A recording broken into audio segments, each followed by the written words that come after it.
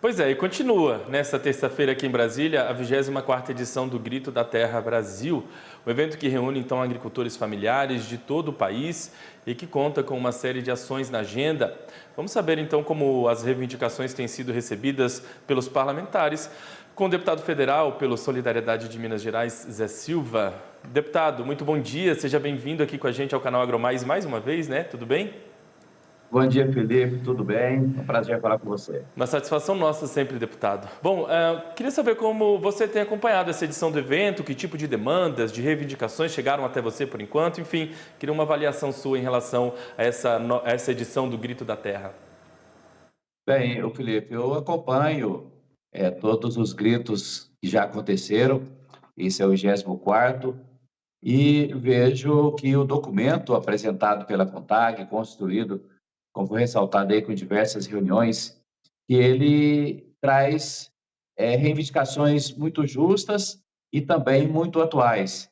Até porque eu, que sou extensionista rural há 30 anos e tenho participado diretamente das conferências mundiais do clima, e parece que as pessoas não acreditavam que as mudanças climáticas não eram de verdade. Havia até tese de que isso seria estratégia de outros países, porque o Brasil realmente é um gigante, porque nós temos a segunda maior cobertura vegetal do mundo, e com isso, o documento que a CONTAG apresenta, do Grito da Terra, ele é extremamente atual. Além de tratar dos recursos que foi citado aí, de 90 bilhões para o Plano Safra, eu me recordo que nos anos 2000, a luta era para que esse valor chegasse a 30 bilhões, primeiro foi 20 bilhões, 30 bilhões, e agora é 90 bilhões. Eu acho que é um recurso que o governo federal precisa priorizar, principalmente numa perspectiva no documento. O documento é um documento muito bem elaborado, propõe também que os juros, esses 4%, que seja o teto, mas quanto menor o porte do agricultor, da sua a exploração ali, o juros ser menor, começar com 0%, 1%, até chegar nos 4%.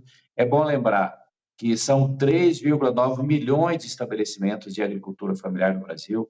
Desses, 1,7 milhão são aqueles que produzem só para sobrevivência, os demais já são agricultores que nós chamamos já são consolidados, que recebem assistência técnica, já tem mais inovação, mais crédito.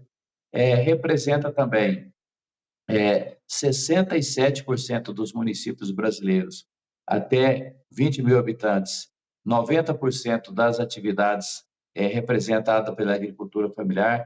O valor bruto da produção da agricultura familiar é de 23%. Isso significa que a agricultura familiar ela é importante não só para dar oportunidade dos agricultores, essas famílias ficarem no campo e não migrar para as grandes cidades, mas também é um tema de macroeconomia. É um tema de macroeconomia porque grande parte dos alimentos que está na mesa de todos nós brasileiros, vêm da agricultura familiar. Então, se o governo precisa controlar a inflação, precisa destinar esses 90 bilhões. Outro ponto, que aliás é a minha luta, que me trouxe para o Congresso Nacional, são dois pilares, né? Essas demandas da agricultura familiar e assistência técnica e extensão rural. Hoje, para você ter uma ideia, Felipe, os estados e os municípios colocam 3 bilhões aproximadamente na assistência técnica.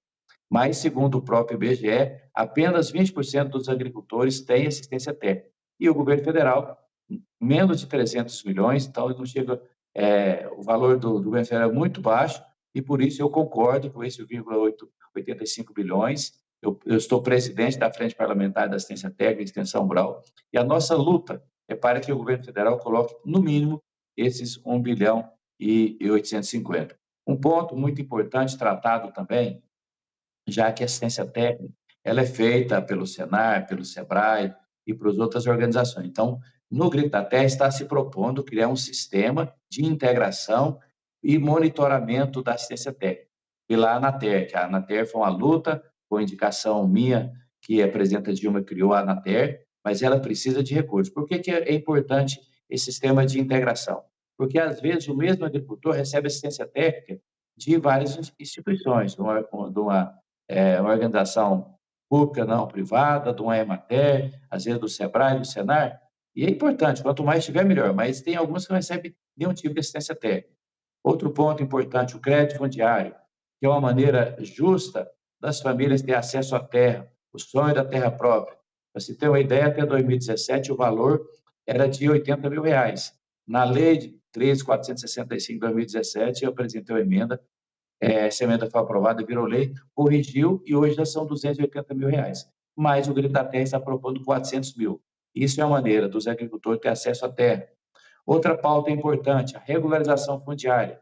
Aliás, um grande problema do Brasil, especialmente da região amazônica, eu tenho um projeto de lei de regularização fundiária aprovado na Câmara e está no Senado, que estão propondo o Grito da Terra criar uma linha de financiamento com juros de 0,5% para aqueles que não têm o documento da terra, eles poderem financiar, porque precisa de um engenheiro, de um agrimensor, tem que pagar serviços de documentação, e às vezes o agricultor, ele não tem o documento da terra, não tem o dinheiro para fazer esse documento, aí se ele não tem o documento, é igual o cidadão que não tem identidade CPF, aí quando vai vender sua produção, não tem de vender com nota fiscal, ele não consegue comprovar para aposentadoria, não consegue fazer o financiamento, ou seja, é um problema do Estado brasileiro. A juventude, se a gente olhar de 2000, da década de 70 para cá, na década de 70 a gente tinha 85% da população no campo. Só que aí, se a gente avaliar, a melhor escola foi para a cidade, a internet, quando chegou, foi primeiro na cidade, a energia elétrica até o início luz para todos. Grande parte das propriedades não tinha energia elétrica, então a população migrou. E hoje, ao invés de 85% do campo e 15% na cidade, é o contrário, só tem 15% no campo.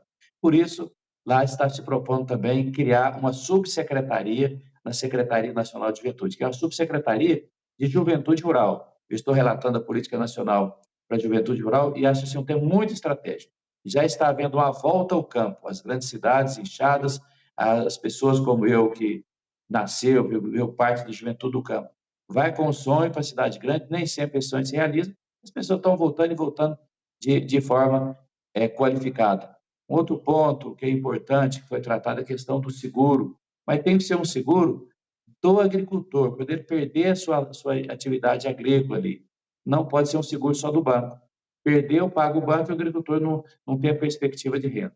E também os serviços ambientais, já que estão falando de uma era das mudanças climáticas, a CONTAG, no documento do Grito da Terra, está cobrando a colocar regulamentação e começar aplicar a lei que nós aprovamos no Congresso Nacional em 2021, que é a 14.119, que é para serviços ambientais. Aquele produtor que preserva, ele ser remunerado por isso. E estão propondo também, que é muito justo, que quanto mais prática sustentável o agricultor ele implantar na sua propriedade, ele tem uma redução da taxa de juros. Muito bacana a gente ver esse viés ambiental, de fato, sendo uma das bandeiras levantadas pelo Grito da Terra, porque, de fato, eles mesmos estão cobrando mais incentivo, né, para uma promoção aí de uma atividade sustentável, de uma agroecologia. E, de fato, essa é uma agenda muito importante agora, né, deputado? Sim, nós vamos ter a Conferência Mundial do Clima em 2030 no Brasil.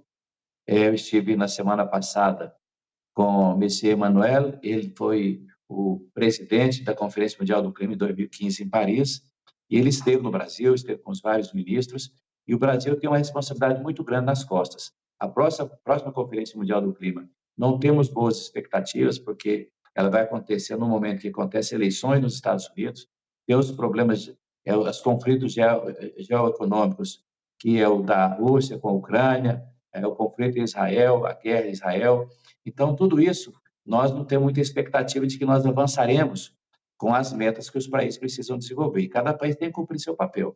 E, por isso, a expectativa do mundo em relação ao que vai acontecer no Brasil. E, para mim, a CONTAG, ela antecipa esse debate de preparar a agricultura familiar, já que ela tem esse peso fundamental na produção de alimentos saudáveis e na conservação ambiental. Por isso, é imprescindível. Eu nem colocaria as questões que estão acontecendo no Sul, porque isso é uma unanimidade, né? Então, as mudanças climáticas elas estão trazendo consequências muito trágicas, como os ventos, tempestades, mas a do Rio Grande do Sul é inacreditável, né? Então, por isso, a CONTAG, quando coloca pagamento por serviços ambientais, reduzir taxa de juros para quem usa práticas sustentáveis, né? Fortalecer o PRONAF e ABC, e outra, fortalecer a assistência técnica, até porque uma proposta que eu tenho debatido muito e tem colocado ela de maneira muito contundente nas conferências mundiais do clima e que a ministra Marina está utilizando, é fazer um tripé: regularização fundiária, regularização ambiental e assistência técnica. Regularização fundiária sozinha não resolve, estão propondo recursos para fazer. Regularização ambiental também ter prática mais sustentável, e assistência técnica para ter sistemas produtivos, como você disse, usando essa transição agroecológica, incentivar a agricultura orgânica e práticas mais sustentáveis. Deputado Zé Silva, eu queria agradecer demais a sua participação, a gentileza de ter atendido a gente aqui na manhã de hoje para falar um pouquinho sobre esse importante ato que está acontecendo aqui em Brasília. O canal está sempre aberto para a gente voltar a conversar sobre assuntos aí pertinentes ao agronegócio, de maneira geral, seja de grandes ou pequenos, que envolva o grande ou pequeno agricultor. Viu? Muito obrigado mais uma vez, tenha uma ótima semana de trabalho e a gente volta a conversar. Obrigado, Felipe. Muito obrigado. Um abraço a todos.